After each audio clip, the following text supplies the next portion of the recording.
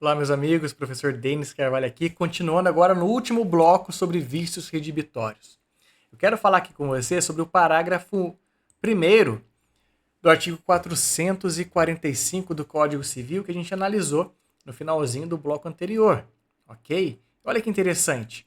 Quando o vício, por sua natureza, só puder ser conhecido mais tarde, o prazo contar-se-á do momento em que dele tiver ciência até o prazo máximo de 180 dias, em se tratando de bens móveis e de 1 ano para os bens imóveis. Então aqui, o que nós temos? Uma exceçãozinha, né? Nós falamos que o prazo era 30 dias para bem móvel e 1 ano para bem imóvel. Aqui não. Aqui já esse prazo aumenta para bem imóvel, né? 1 ano, ou melhor, bem imóvel, 180 dias. Bem imóvel, 1 ano. Excelente. Do que?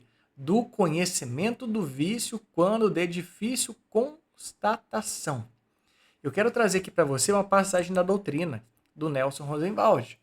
Portanto, o prazo para a exteriorização do vício será de 180 dias para bens móveis e 1 ano para imóveis.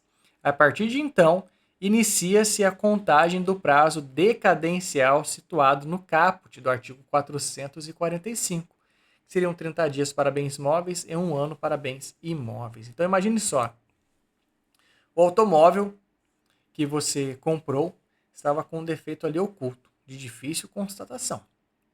Você comprou o carro, levou para fazer revisão, beleza, mas estava ok o carro, mas estava com um problema ali de superaquecimento, digamos, que passou ali 60 dias da compra. Então passou 30 dias ali, né, do nosso prazo, mas passou 60 e você foi fazer uma viagem. Essa viagem exigiu que você pegasse uma serra, certo? Então uma estrada muito assim pesada para o automóvel, de certa forma, mas nada impossível para ele. Mas o carro superaqueceu. Então, esse vício só ia aparecer naquela situação específica. E o carro parou na serra, não conseguiu subir, superaqueceu, o motor não aguentou. Tinha um problema oculto.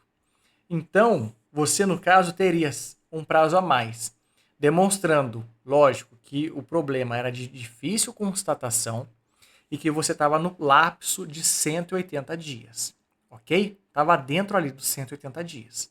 Aí você foi lá reclamar, não deu certo, entrou com a ação, ok? Por quê? Quando apareceu o defeito no carro, né, estando dentro dos 180 dias, apareceu o carro no 40º dia. Beleza, tá dentro. Você tem dali em diante, ou seja, 30 dias para entrar com a ação. Entendeu isso? Olha que interessante. Então é uma lazer a mais que você tem. Apareceu o vício dentro dos 180 dias, apareceu o vício, daqui em diante você tem mais 30 dias para entrar com a ação. Ok? É isso que a nossa doutrina aqui do Nelson Rosenwald explicou pra gente. Certo? E olha que interessante também, meus amigos. Podem os contraentes, no entanto, ampliar convencionalmente o referido prazo. Então, esse prazo ali, dessa garantia, pode ser aumentada. É isso que fala o artigo 446 do Código Civil. Façamos a leitura aqui. Não correrão os prazos do artigo antecedente na constância de cláusula de garantia, mas o adquirente deve denunciar o defeito do alienante nos 30 dias seguintes ao seu descobrimento, sob pena de decadência. O que significa isso? Eu posso vender um carro para você, sou particular, né? Eu posso vender um carro para você e falar, olha, eu te dou uma garantia aqui de 1 ano. Sou obrigado a fazer isso? Não. Nossa, mas e a garantia, Denis? A garantia está na lei, certo? Apareceu defeito ali, tem 30 dias. Beleza. Não é relação de consumo, ok? É entre particulares. Digamos que eu dou para você ali 1 ano de garantia. 1 ano e meio de garantia. 2 anos de garantia. Qualquer defeito que aparecer, conte comigo. Eu posso? Posso. Pactuamos isso de forma livre. Só que, te dei 1 ano de garantia. Passou 6 meses. Passou 9 meses. Passou 11 meses. Beleza. Passou 11 meses. Apareceu o defeito. Você tem que me avisar. Você não pode esperar. Ou até menos. Passou 4 meses. Apareceu o defeito. Você tem que me avisar. É isso que fala o artigo 446 do Código Civil. Ok? Apareceu o defeito, você tem que me avisar. Você não pode esperar. Ah, tem 1 ano de garantia mesmo. Estou no 4º mês, depois eu aviso. Não. Você tem que me avisar imediatamente, ok? Você tem então esse 30 dias para me avisar e para entrar com a ação. Você não resolveu o problema para você, certo? Você tem que avisar imediatamente. Não pode falar, tenho mais tantos meses pela frente. Você não pode fazer isso, para evitar que o problema aumente. A intenção é avise o vendedor, certo? Que ele vai arrumar, ok? Senão você vai lá e ajuiza uma ação, certo? Outro artigo que eu quero trazer para vocês, o artigo 503 do Código Civil. Nas coisas vendidas conjuntamente, o defeito oculto de uma não autoriza a rejeição de todas, certo? Exemplozinho aqui. Só a coisa defeituosa pode ser restituída e o valor deduzido do preço, salvo se formarem um todo inseparável, por exemplo, uma coleção de livros raros ou um par de sapatos. Isso que a doutrina traz para a gente.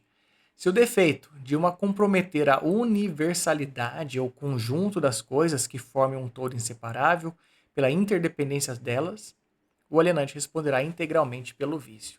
Exemplozinho aqui, pessoal. Coleção aqui de instrumento musical, certo? Digamos que eu vendo para você aqui, eu estou vendendo 4 violões. Você se interessa e compra os 4. Aí um deles está falhando, estava com um vício oculto ali, está falhando, não está legal.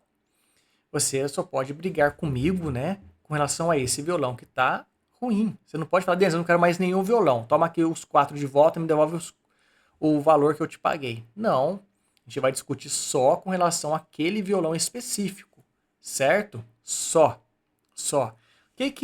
Qual que é a diferença que eu coloquei aqui para vocês sobre o todo inseparável? Digamos que eu te vendi uma coleção de doutrina de determinado autor. A primeira coleção de livros dele que ele lançou há 40 anos atrás. E essa coleção você não tinha ainda. E são 12 livros. Aí um desses livros estava com uma página ali danificada. Você pode rejeitar toda a coleção que eu te vendi, não só apenas um livro. Por quê?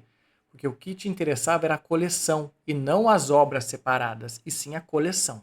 Aí a situação muda, ok? Meus amigos, eu espero que vocês tenham gostado dessa sequência de aulas, né? Foram três blocos sobre vícios redibitórios. Qualquer dúvida, mande uma mensagem para mim aqui. Me chame, a gente conversa, eu te passo esse material, caso você queira. É só mandar uma mensagem aqui para mim. Um grande abraço e até o próximo vídeo.